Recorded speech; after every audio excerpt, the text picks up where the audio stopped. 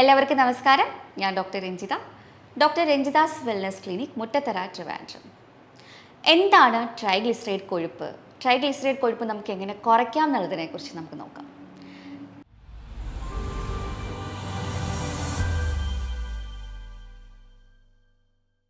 നമ്മുടെ രക്തത്തിൽ കാണപ്പെടുന്ന ഒരു തരം ചീത്ത കൊഴുപ്പാണ് ട്രൈഗ്ലിസറൈഡ് എന്ന് പറയുന്നത്. നമ്മുടെ ശരീരത്തിൽ ഉപയോഗിക്കാതെ കിടക്കുന്ന എനർജി അടിഞ്ഞുകൂടിയിട്ടാണ് ഈ ട്രൈഗ്ലിസറൈഡ് കൊഴുപ്പായിട്ട് മാറുന്നത്. നമുക്കറിയാം, നമ്മൾ ലിപ്പിഡ് പ്രൊഫൈൽ ചെക്ക് ചെയ്യുമ്പോഴായിരിക്കും ട്രൈഗ്ലിസറൈഡ് അതിൽ കൂടുതലായിട്ട് കാണപ്പെടുന്നത്.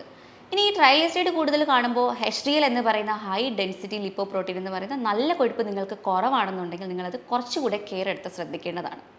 കാരണം അത് റിസ്ക് നമുക്ക് കാർഡിയക് അറസ്റ്റ് അല്ലെങ്കിൽ ഹൃദ്രോഗങ്ങൾക്കുള്ള സാധ്യതകൾ വളരെ കൂട്ടാനുള്ള സാധ്യതയുണ്ട്. അതുകൊണ്ട് നിങ്ങൾ ഈ തരത്തിൽ കാണുന്നുണ്ടെങ്കിൽ എത്രയും വേഗം നമ്മളൊരു ഡോക്ടറിനെ കൺസൾട്ട് ചെയ്തിട്ട് എങ്ങനെയെങ്കിലും അത് റിവേഴ്സ് ചെയ്യാനുള്ള കാര്യങ്ങൾ ചെയ്യേണ്ടതാണ്. അപ്പം ഞാൻ കുറച്ച് ഐഡിയാസ് അല്ലെങ്കിൽ കുറച്ച് ഡയറ്റ് ടിപ്സ് ഒക്കെ നിങ്ങൾക്ക് തരാം. അത് നിങ്ങൾ കറക്റ്റായിട്ട് ഫോളോ ചെയ്യുവാണെങ്കിൽ നമുക്കൊരു 3 months ഈ ട്രൈഗ്ലിസറൈഡൊക്കെ നമുക്ക് റിവേഴ്സ് ചെയ്യാൻ സാധിക്കുന്നതാണ്.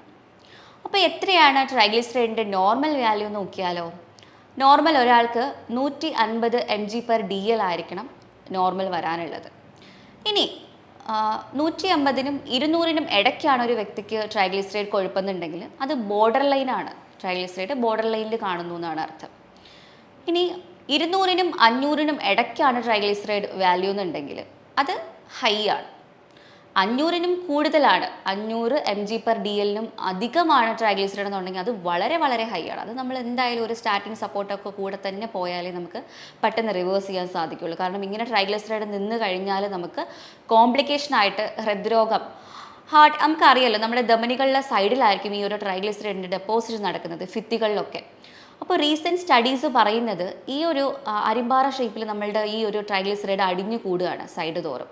എന്നിട്ട് ഇത് റപ്ചറായിട്ട് ആ ഒരു കൊഴുപ്പ് നമ്മൾ ബ്ലഡിൽ മിക്സ് ആയാലും ബ്ലഡ് ക്ലോട്ട് സംഭവിക്കുന്നു, ഹാർട്ട് അറ്റാക്ക് വരുന്നു എന്നുള്ളത് റീസെൻറ്റ് സ്റ്റഡീസ് പറയുന്നുണ്ട്. അതുപോലെ തന്നെ 2 ഭിത്തിയുടെ സൈഡിലും ഇതുപോലത്തെ കൊഴുപ്പ് കൂടി ഭിത്തിയുടെ കനം കൂടിയാണ് നമുക്ക് ഹാർട്ട് അറ്റാക്സ് വരുന്നത് അറിയാമായിരിക്കും. അപ്പോൾ നമ്മൾ ഹാർട്ട് അറ്റാക്കിനുള്ള സാധ്യതകൾ ഏറും. അതുപോലെ തന്നെ പാൻക്രിയാറ്റൈറ്റിസ്, നമ്മുടെ പാൻക്രിയാസിൽ വരുന്ന ഒരു തരം ഇൻഫ്ലമേഷനാണ് പാൻക്രിയാറ്റൈറ്റിസ് എന്ന് പറയുന്നത്. അത് നമ്മൾ ശ്രദ്ധിച്ചാൽ അറിയാം, പാൻക്രിയാറ്റിസ് രോഗികൾക്കൊക്കെ ട്രൈഗ്ലിസറൈഡിൻ്റെ അളവ് വളരെ വളരെ കൂടുതലായിരിക്കും. പിന്നെ സ്പ്ലീനിന് ഒരു എൻലാർജ്മെൻറ്റ് വരിക, അല്ലെങ്കിൽ ലിവറിന് എൻലാർജ്മെൻറ്റ് വരിക, അതുപോലെ തന്നെ ടൈപ്പ് 2 ഡയബറ്റിസ് രോഗം നമുക്ക് വരിക, തൈറോയിഡ്, ഇതൊക്കെയാണ് നമ്മൾക്ക് കോംപ്ലിക്കേഷനായിട്ട് നമുക്ക് പറയാവുന്ന രോഗങ്ങൾ എന്ന് പറയുന്നത്. അപ്പോൾ നിങ്ങൾക്ക് പ്രധാനമായിട്ട് എനിക്ക് പറയാനുള്ള കാര്യം നമ്മുടെ അബ്ഡോമൻ ഫാറ്റ് നമ്മളൊന്ന് കുറയ്ക്കുക എന്നുള്ളതാണ്. അപ്പോൾ അതിപ്പോൾ നമ്മൾ ചെക്ക് ചെയ്യാൻ വേണ്ടിയിട്ട് സ്ത്രീകൾക്കാണെങ്കിൽ അബ്ഡോമൻ ഫാറ്റ് ഒരു ടേപ്പ് എടുത്ത് നമ്മൾ അളന്ന് നോക്കിയാൽ അറിയാം, അത് 80 സെൻറ്റിമീറ്ററിനുള്ളിലായിരിക്കണം. അവരുടെ ഒരു ഹെൽത്തിയാണ്, നമുക്ക് കൊഴുപ്പുകൾ ഇല്ല, നമ്മൾ അത്യാവശ്യം ഓക്കെ ആണെന്നുണ്ടെങ്കിൽ നമുക്കൊരു 80-നുള്ളിൽ നിൽക്കും ആ ഒരു അരവണ്ണം എന്ന് പറയും അത്. ഇനി പുരുഷന്മാർക്കാവട്ടെ അത് 90 സെൻറ്റിമീറ്ററിനുള്ളിൽ നിൽക്കണം. അതിൽ കൂടുതലാണെന്നുണ്ടെങ്കിൽ നിങ്ങൾ അത് എത്ര ഡയറ്റ് ചെയ്തും എക്സസൈസ് ചെയ്തും അതിനെ നമ്മൾ കുറച്ചുകൊണ്ട് ആ ഒരു നോർമൽ ലിമിറ്റിൽ നിർത്താൻ വേണ്ടിയിട്ട് ശ്രമിക്കുക. കാരണം ഈ വയറിൽ 2 തരത്തിലാണ് നമുക്ക് ഫാറ്റ് ഡെപ്പോസിഷൻ വരുന്നത്. ഒന്ന് തൊലിയുടെ പുറമേ ഉള്ള, തൊലിയുടെ അകത്ത് കാണുന്ന ഒരു കൊഴുപ്പാണ് സബ്ക്യൂട്ടേനിയസ് ഫാറ്റ് എന്ന് പറയും. അത് നമുക്ക് വേണ്ട വളരെയധികം നമുക്ക് ഇമ്പോർട്ടൻസ് ഉള്ള ഒരു നല്ല കൊഴുപ്പാണ് ഈ ഒരു സബ്ക്യൂട്ടേനിയസ് ഫാറ്റ് എന്ന് പറയുന്നത്. ഇനി ഓർഗൻസിൻ്റെ പുറമേ കാണുന്നതാണ് വിസറൽ ഫാറ്റ്. ഈ വിസറൽ ഫാറ്റ് നമുക്ക് ഒട്ടും ആവശ്യമില്ല. ഈ വിസറൽ ഫാറ്റ് അടിയുമ്പോഴാണ് നമുക്ക് പലതരം പ്രശ്നങ്ങൾ, അത് ഡയബറ്റീസ് ആവട്ടെ, അതുപോലെ തന്നെ കൊളസ്ട്രോൾ രോഗങ്ങൾ കൂടാനുള്ള സാധ്യതകൾ വരുന്നത്.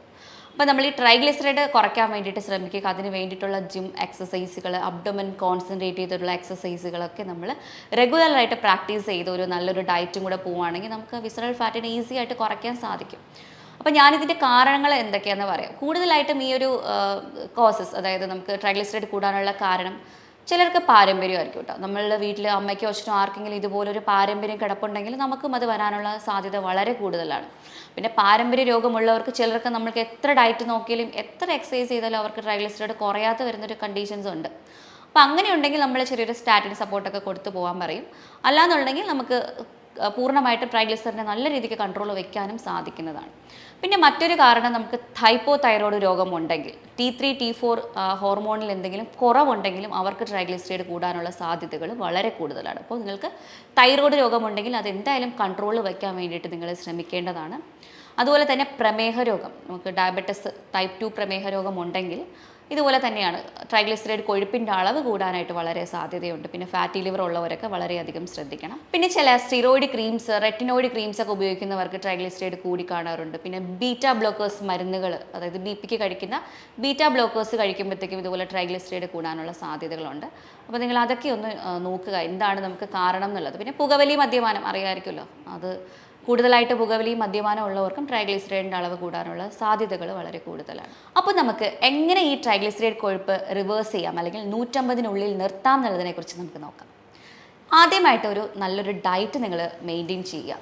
അതായത് നമ്മൾക്ക് ഡയറ്റിൽ കാർബോഹൈഡ്രേറ്റ്സ്, അരിയാഹാരം നന്നായിട്ട് കുറയ്ക്കാൻ വേണ്ടിയിട്ട് ശ്രമിക്കുക. നിങ്ങളിപ്പോൾ രാവിലെ 3 ദോശ കഴിക്കുന്നെങ്കിൽ അത് 1.5 ദോശയോ 1 ദോശയാക്കി കുറയ്ക്കുക. ഉച്ചയ്ക്ക് ചോറിൻ്റെ അളവ് വളരെ കൂടുതലാണെങ്കിൽ, ഒരു ബൗൾ നിറയെ ചോറ് കഴിക്കുന്നെങ്കിൽ അത്രയും വേണ്ട, ഒരു 5 സ്പൂണിനുള്ളിൽ ചോറ് മതിയാവും, തവിടുള്ള അരി. എന്നിട്ട് നന്നായിട്ട് കറികളൊക്കെ കഴിക്കും, അത് മതി, നമ്മുടെ വിഷമം മാറിക്കോളും. പിന്നെ രാത്രി ആവട്ടെ, വീണ്ടും അരിയാഹാരം ഒരിക്കലും റിപ്പീറ്റ് ചെയ്യാൻ നിൽക്കരുത്. എന്തെങ്കിലും പ്രോട്ടീൻസ് മാത്രം കഴിക്കാൻ വേണ്ടി ശ്രമിക്കുക. അതായത് മീനോ മുട്ടയോ ചിക്കനോ, അതെന്തെങ്കിലും ഗ്രില്ല് ചെയ്തതോ, അതിൻ്റെ കൂടെ കുറച്ച് സാലഡും കൂടെ ആണെങ്കിൽ അത് മതി ഡിന്നറിന്. അപ്പോൾ ഈ ഒരു രീതിയിൽ നമ്മൾ ഡയറ്റ് ഒന്ന് ശരിയാക്കുക. അത് മാത്രമല്ല, നമുക്ക് എക്സസൈസും വളരെ വളരെ ഇമ്പോർട്ടൻ്റ് ആണ്. എക്സസൈസ് എന്ന് പറയുമ്പോഴത്തേക്കും ഒരു 45 മുതൽ 1 മണിക്കൂർ വരെ ഡെയിലി എക്സസൈസ് ചെയ്യേണ്ടത് നിർബന്ധമാണ്. അതും അബ്ഡോമിനൽ ഫാറ്റിനെ കുറയ്ക്കാനായിട്ട് അബ്ഡോമൻ കോൺസെൻട്രേറ്റ് ചെയ്തിട്ടുള്ള എക്സസൈസുകൾ ചെയ്യുക. മസിൽ ബിൽഡിങ്ങിന് വേണ്ടിയിട്ട് മസിൽ സ്ട്രെങ്തനിങ് എക്സസൈസുകളൊക്കെ ചെയ്യുക. അതായത് പുഷപ്സ് പോലുള്ളതും സിറ്റപ്സ് പോലുള്ളതും ജോഗിങ്സ് ഒക്കെ ചെയ്യാൻ വേണ്ടിയിട്ട് കൂടുതലായിട്ട് ശ്രമിക്കുക. നടക്കുവാണെങ്കിലും പതിയുള്ള നടത്തം പോരാ, വളരെ വേഗത്തിൽ കൈ വീശി നടക്കാൻ വേണ്ടി ശ്രമിക്കുക. അങ്ങനെ ചെയ്താലേ നമ്മുടെ കലോറീസ് ബേൺ ആവത്തുള്ളൂ. ഇതാണ് എക്സസൈസിൽ ശ്രദ്ധിക്കാനുള്ള കാര്യം എന്ന് പറയുന്നത്. ഡയറ്റിൽ അരിയാഹാരത്തിൻ്റെ അളവും മധുരവും നന്നായിട്ട് കുറയ്ക്കാൻ വേണ്ടി ശ്രമിക്കണം. അരിയാഹാരം എന്ന് പറയുമ്പോൾ നേരത്തെ പറഞ്ഞു, കാർബോഹൈഡ്രേറ്റ്സ്, അന്നജം നമുക്ക് ഭയങ്കരമായിട്ട് ദോഷം ചെയ്യും. അതുകൊണ്ട് പ്രോട്ടീനും വെജിറ്റബിൾസും ഫ്രൂട്ട്സും ഫൈബേഴ്സൊക്കെ നന്നായിട്ട് കഴിച്ചിട്ട് അരിയാഹാരം നന്നായിട്ട് കുറയ്ക്കും. ഒരു 3 മാസമാണ് കേട്ടോ ഇത് ഫോളോ ചെയ്യാനുള്ളത് നിങ്ങൾ. അപ്പോൾ നമ്മൾക്ക് പ്രോട്ടീൻസിൽ കൂടുതലായിട്ട് ഉൾപ്പെടുത്താൻ ഈ സീഡുകളൊക്കെ വളരെ നല്ലതാണ്. അതായത് pumpkin seed, lotus seed, chia seed, flax seed, sunflower seed, അങ്ങനെ പലതരം സീഡുകൾ ഇന്ന് അവൈലബിൾ ആണ്. ചെറിയ ബൗൾ നിറച്ച് അല്ലെങ്കിൽ ഒരു കൈപ്പിടിക്ക് നമുക്ക് ഡെയിലി സീഡുകൾ കഴിക്കാം. അതുപോലെ തന്നെ പിസ്ത, ബദാം, കാഷ്യൂ തുടങ്ങിയ നട്ട്സുകളൊക്കെ ധാരാളമായിട്ട് കഴിക്കാം. അതായത് ഒരു ബൗൾ നിറച്ചല്ലെങ്കിൽ 2 കൈപ്പിടിക്ക് നമുക്ക് കഴിക്കാം. ഇത് നമ്മളൊരു 11 മണി സമയത്ത്, ഒരു 4 മണി സമയത്ത് കഴിക്കുവാണെങ്കിൽ നമ്മൾ ഈ വടയൊക്കെ ചായയൊക്കെ നമുക്ക് ഒഴിവാക്കിയിട്ട് ഇതാക്കണം നിങ്ങളുടെ സ്നാക്സ് ആയിട്ട്. അപ്പോൾ അത് നല്ല പ്രോട്ടീൻ സോഴ്സാണ്, നമുക്ക് നല്ല രീതിക്ക് നമ്മുടെ ഒരു നല്ല ഹെൽത്ത് ബെനിഫിറ്റ്സ് തരുന്ന കുറച്ച് കാര്യങ്ങളുമാണ്. ഈ ഒരു രീതിയിൽ കൊണ്ടുപോകാം. പിന്നെ വെള്ളം കൂടി നന്നായിട്ട് കൂട്ടണം. വെള്ളം കുടിക്കാൻ എല്ലാവർക്കും മടിയാണ്. അതുകൊണ്ട് 3 ലിറ്റർ വെള്ളം അളന്ന് തന്നെ ബോട്ടിലോ ഗ്ലാസ്സിലോ നമ്മൾ കുടിക്കാൻ വേണ്ടി ശ്രമിക്കുക. വെള്ളം കൂടി വളരെ ഇമ്പോർട്ടൻ്റ് ആണ്. ഡീഹൈഡ്രേഷൻ വരാൻ പാടില്ല. അതുപോലെ ഉറക്കം, ഒരു 7-8 മണിക്കൂർ ഒരു ഡീപ്പ് സ്ലീപ്പ് നമുക്ക് വളരെ അത്യാവശ്യമാണ്. നമ്മുടെ സ്ട്രെസ്സും കാര്യങ്ങളൊക്കെ ഒന്ന് കുറച്ചിട്ട് നമ്മൾ ഉറങ്ങാൻ വേണ്ടിയിട്ട് ശ്രമിക്കുക. കാരണം സ്ട്രെസ്സ് കൂടിയാലും ട്രൈഗ്ലിസറൈഡ് കൂടാനുള്ള സാധ്യതകൾ വളരെ ഉണ്ട്. HbA1c സ്ട്രെസ്സ് കൂടിയാൽ കൂടുന്ന പോലെ തന്നെയാണ് ട്രൈഗ്ലിസറൈഡും. അതുകൊണ്ട് സ്ട്രെസ്സ് മാക്സിമം കുറയ്ക്കാൻ വേണ്ടിയിട്ട് ശ്രമിക്കണം. പിന്നെ ഈ സോഫ്റ്റ് ഡ്രിങ്ക്സ്, അതായത് പെപ്സി, കൊക്കക്കോള അങ്ങനത്തെ കിട്ടുന്ന ടിൻഡായിട്ടുള്ള കോളാസൊക്കെ നമ്മൾ കുടിക്കുന്നത് വളരെയധികം ദോഷം ചെയ്യും. കാരണം അതിൽ 20 സ്പൂൺ വരെ പഞ്ചസാരയാണ് അവർ ആഡ് ചെയ്തിരിക്കുന്നത്, ആർട്ടിഫിഷ്യൽ കളേഴ്സും ഒക്കെ. അപ്പോൾ അതുകൊണ്ട് മാക്സിമം നമ്മൾ അതൊക്കെ ഒന്ന് ഒഴിവാക്കുക. പുറത്തുനിന്നുള്ള ഭക്ഷണം, ജങ്ക് ഫുഡ്സ് മാക്സിമം കുറയ്ക്കുന്നതാണ് നല്ലത്. കാരണം അതൊക്കെ ആവശ്യമില്ലാത്ത ഡാൽഡയും റിഫൈൻഡ് ഓയിൽസൊക്കെയാണ് അവരതിൽ യൂസ് ചെയ്യുന്നത്. നമുക്ക് കുക്കിങ്ങിന് ഏറ്റവും നല്ലത് നമുക്ക് കോക്കനട്ട് ഓയിൽ വെളിച്ചെണ്ണ അത് ഉപയോഗിക്കുന്നതാണ് ഏറ്റവും നല്ലത്. ഒലിവ് ഓയിൽ ആണെങ്കിലും ഹീറ്റ് ചെയ്ത് കഴിഞ്ഞാൽ അതിൻ്റെ ഗുണം പോയിട്ട് ആൽഡിഹൈഡൊക്കെ ഫോമേഷൻ ഉണ്ടാവാൻ, ആൽഡിഹൈഡ് എന്ന് പറഞ്ഞാൽ ഒരു കാർസിനോജനിക് സബ്സ്റ്റൻസ് ആണ്, അതൊക്കെ ഉണ്ടാവാനുള്ള സാധ്യതയുണ്ട്. അതുകൊണ്ട് ഒലിവ് ഓയിൽ ഒരിക്കലും ഹീറ്റ് ചെയ്യാണ്ട് നമ്മൾ കഴിക്കുന്ന ഭക്ഷണത്തിൽ ഒരു ഫ്രൂട്ട്സ് ആണെങ്കിലും വെജിറ്റബിൾസ് ആണെങ്കിലും സാലഡായിട്ട് എടുത്തിട്ട് 1 സ്പൂൺ അതിൽ നമുക്ക് മിക്സ് ചെയ്തിട്ട് കഴിക്കാൻ വേണ്ടിയിട്ട് ശ്രമിക്കുക. അത് വളരെ ഹെൽത്തി ആയിരിക്കും. വെർജിൻ കോക്കനട്ട് ഓയിൽ നമുക്ക് അതുപോലെ യൂസ് ചെയ്യാം. അപ്പോൾ കുക്കിങ്ങിന് വെളിച്ചെണ്ണ മാത്രം ഉപയോഗിക്കുക. യാതൊരു രീതിയിലുള്ള റിഫൈൻഡ് ഓയിൽസും ഉപയോഗിക്കാണ്ടിരിക്കുക. ഫോർ എക്സാമ്പിൾ സൺഫ്ലവർ ഓയിൽ, അങ്ങനത്തെ ഉള്ള ഓയിൽസ് ഒന്നും ഉപയോഗിക്കാണ്ടിരിക്കുക. പണ്ട് എല്ലാവരും ഈ പരസ്യം കണ്ട് ഇത് വാങ്ങിക്കുമായിരുന്നു.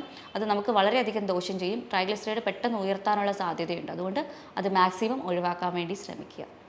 പിന്നെ നമുക്ക് അത്യാവശ്യമുള്ള കുറച്ച് വൈറ്റമിൻസ് വേണം. അതായത് വൈറ്റമിൻ ഇ വളരെ ഇമ്പോർട്ടൻ്റ് ആണ്. വൈറ്റമിൻ ഇ അറിയാമായിരിക്കുമല്ലോ എല്ലാവർക്കും. ഇവിയോൺ 400 mg ഗ്രീൻ കളർ ക്യാപ്സ്യൂൾ എല്ലാവരും തലയിലും ഫേസിലൊക്കെ അപ്ലൈ ചെയ്യാൻ ഉപയോഗിക്കുന്നത് തന്നെയാണ്. അത് നമുക്ക് ഉള്ളിൽ കഴിക്കുന്നത് വളരെ ട്രൈഗ്ലിസറൈഡിനെ അലിച്ച് കളയാൻ, ബ്രേക്ക് ഡൗൺ ചെയ്യാൻ വേണ്ടിയിട്ട് ഇത് വളരെയധികം ഹെൽപ്പ് ചെയ്യും. അപ്പോൾ നമ്മൾ ഡെയിലി ഒരെണ്ണം വെച്ചിട്ട് ഒരു മാസം കണ്ടിന്യൂസ് ആയിട്ട് കഴിക്കുക. അതിൻ്റെ കൂടെ ഒമേഗ 3 കൂടെ ഒന്ന് എടുക്കാൻ വേണ്ടി ശ്രമിക്കണം. ഒമേഗ 3 അറിയാമായിരിക്കുമല്ലോ, EPA DHA കോമ്പിനേഷനുള്ള ഒമേഗ 3 ഫിഷ് ഓയിൽ. അത് നമ്മളൊരു 1000 ഡെയിലി ഒരു നേരം വെച്ചിട്ടെങ്കിലും കഴിക്കാൻ നോക്കുക. അതും നമ്മൾ ഇതുപോലെ 2 to 3 months കണ്ടിന്യൂസ് ആയിട്ട് കഴിക്കേണ്ടി വരും. അറ്റ്ലീസ്റ്റ് 1 month എങ്കിലും കഴിക്കുവാണെങ്കിൽ സ്ട്രിക്റ്റ് ഡയറ്റും എക്സസൈസും പോകുമ്പോൾ ട്രൈഗ്ലിസറൈഡ് നമുക്ക് റിവേഴ്സ് ചെയ്യാൻ സാധിക്കും. അതുകൊണ്ട് ഒമേഗ 3, വൈറ്റമിൻ ഇ കഴിക്കാൻ വേണ്ടി നോക്കുക. അതുപോലെ തന്നെ വൈറ്റമിൻ സി റിച്ച് ആയിട്ടുള്ള ഭക്ഷണങ്ങളും കഴിക്കുന്നത് നല്ലതാണ്. അതായത് ഗൂസ്ബെറീസ്, അതുപോലെ ഏറ്റവും കൂടുതൽ വൈറ്റമിൻ സി ഉള്ളത് പേരക്കയിലും ക്യാപ്സിക്കത്തിലും ഒക്കെയാണ്. അതൊക്കെ ധാരാളമായിട്ട് കഴിക്കാൻ വേണ്ടിയിട്ട് നിങ്ങൾ ശ്രമിക്കുക. മദ്യപാനം, പുകവലി ശീലം നിങ്ങൾക്കുണ്ടെങ്കിൽ അത് പൂർണ്ണമായിട്ടും കുറയ്ക്കാൻ വേണ്ടി അല്ലെങ്കിൽ ഒഴിവാക്കാൻ വേണ്ടിയിട്ട് നിങ്ങൾ ശ്രമിക്കുക. കാരണം കൂടുതലായിട്ട് ഈ പുകവലി ശീലമുള്ളവർക്കാണ് ഹൃദ്രോഗവും അതുപോലെ തന്നെ ഫാറ്റ് ലിവർ പ്രശ്നങ്ങളൊക്കെ കൂടുതലായിട്ട് കണ്ടുവരുന്നത്. അതുകൊണ്ട് മദ്യപാനം, പുകവലി പൂർണ്ണമായിട്ടും കുറയ്ക്കാൻ വേണ്ടി ശ്രമിക്കുക. പിന്നെ നമുക്ക് കൊഴുപ്പിനെ കുറയ്ക്കാനായിട്ടുള്ളൊരു നല്ലൊരു ടെക്നിക്ക് എന്ന് പറയുന്നത് ഇൻ്റർമിറ്റൻറ്റ് ഫാസ്റ്റിംഗ് ആണ്. അതായത് നമ്മളൊരു 16 മണിക്കൂർ നമ്മുടെ ഇൻറ്റസ്റ്റൈന് ഒരു റെസ്റ്റ് കൊടുക്കുന്ന ഒരു ടെക്നിക്കാണ്. അതായത് രാവിലെ നമുക്ക് ഭക്ഷണം കഴിക്കാം, 11 മണിക്ക് നമുക്കൊരു ചെറിയ ഹെൽത്തി സ്നാക്സ് എന്തെങ്കിലും അല്ലെങ്കിൽ ഫ്രൂട്ട്സോ അങ്ങനെ എന്തെങ്കിലും കഴിക്കാം, ഉച്ചയ്ക്ക് ലഞ്ച് കഴിക്കാം, 4 മണിക്ക് കുറച്ച് പ്രോട്ടീൻസും സാലഡ്സും കഴിച്ചിട്ട് അന്നത്തെ ദിവസത്തെ ഡയറ്റ് നമ്മൾ നിർത്തുക. അടുത്ത ദിവസം രാവിലെ ബ്രേക്ക്ഫാസ്റ്റിന് നമുക്ക് 8:30-കോ 9 o'clock-നോ നമുക്ക് ബ്രേക്ക്ഫാസ്റ്റ് കഴിക്കാം. അപ്പോൾ നമ്മൾ 16 മണിക്കൂർ നമ്മുടെ ഇൻറ്റസ്റ്റൈന് റെസ്റ്റ് കൊടുക്കുകയാണ്. അപ്പോൾ നമ്മൾ ഈ അടിഞ്ഞു കിടക്കുന്ന ഈ കലോറീസിന് അല്ലെങ്കിൽ ഈ ഒരു ഫാറ്റിന് ബേൺ ചെയ്ത് പോകാൻ വേണ്ടിയിട്ട് ഈ ഒരു ഇൻ്റർമിറ്റൻറ്റ് ഫാസ്റ്റിംഗ് നമ്മളെ ഹെൽപ്പ് ചെയ്യും. അപ്പോൾ നമ്മൾ ഈ ഒരു രീതിയിലൊന്ന് ട്രൈ ചെയ്ത് നോക്കുക. അത് നമുക്ക് വളരെയധികം ഗുണം ചെയ്യും. നമ്മൾ ആഴ്ചയിൽ ഒരു 3 വട്ടമെങ്കിലും ഇത് ചെയ്താൽ മതിയായിരിക്കും. അപ്പോൾ നമുക്കിത് കൺട്രോൾ ചെയ്യാനായിട്ട് നമുക്ക് ഡെയിലി വീട്ടിൽ ചെയ്യാവുന്ന ഒരു ഹോം റെമഡി നോക്കിയാലോ? അതിന് വേണ്ടിയിട്ട് വേണ്ടത് ഗാർലിക്കാണ്, അതായത് വെളുത്തുള്ളി. ഒരു 3 അല്ലി വെളുത്തുള്ളി ഡെയിലി രാവിലെ നമ്മൾ കഴിക്കാൻ വേണ്ടിയിട്ട് ശ്രമിക്കുക. ആ ഒരു രീതിയിലൊന്ന് ട്രൈ ചെയ്ത് നോക്കുക. പിന്നെ നമുക്ക് അറിയാമല്ലോ, ട്രൈഗ്ലിസറൈഡ് നമുക്ക് കൺട്രോളിൽ വെച്ചില്ല എന്നുണ്ടെങ്കിൽ ഹൃദ്രോഗത്തിനുള്ള സാധ്യത വളരെ കൂടുതലാണ്. ടൈപ്പ് 2 ഡയബറ്റീസ് വരാനും പാൻക്രിയാറ്റൈറ്റിസ് പോലുള്ള അസുഖങ്ങൾ വരാനും സ്പ്ലീനിന് വീക്കം, കരളിന് വീക്കം കൂടാനുള്ള സാധ്യതകളും വളരെയേറെയാണ്. അപ്പോൾ ഈ ഒരു രീതിയിലുള്ള കോംപ്ലിക്കേഷൻസ് തടയാനായിട്ട് നിങ്ങൾ എന്തായാലും ട്രൈഗ്ലിസറൈഡ് കൊഴുപ്പ് കുറച്ച് വയ്ക്കാനായിട്ട് അല്ലെങ്കിൽ കൊളസ്ട്രോൾ ലിപ്പിഡ് പ്രൊഫൈൽ മൊത്തത്തിൽ നമ്മൾ നോർമലായിട്ട് വെക്കാൻ വേണ്ടിയിട്ട് ശ്രമിക്കുക. അപ്പോൾ നിങ്ങൾ മനസ്സിലാക്കേണ്ട ഒരു കാര്യം, പല വർഷങ്ങളായിട്ട് ഈ കൊഴുപ്പ് അടിഞ്ഞു കൂടിയിട്ടാണ് നമുക്ക് ഈ പറയുന്ന കോംപ്ലിക്കേഷൻസ് വരാൻ സാധ്യതയുള്ളത്. അതായത് ഹൃദ്രോഗമാവട്ടെ, പാൻക്രിയാറ്റിസ് ആവട്ടെ. അപ്പോൾ നമ്മൾ ഇപ്പോൾ മനസ്സ് വെച്ചാൽ നമുക്കിത് റിവേഴ്സ് ചെയ്യാൻ പറ്റുന്ന ഒന്നേ ഉള്ളൂ. അതുകൊണ്ട് ഞാൻ പറഞ്ഞ ടിപ്സൊക്കെ നിങ്ങളൊന്ന് ട്രൈ ചെയ്ത് നോക്കുക.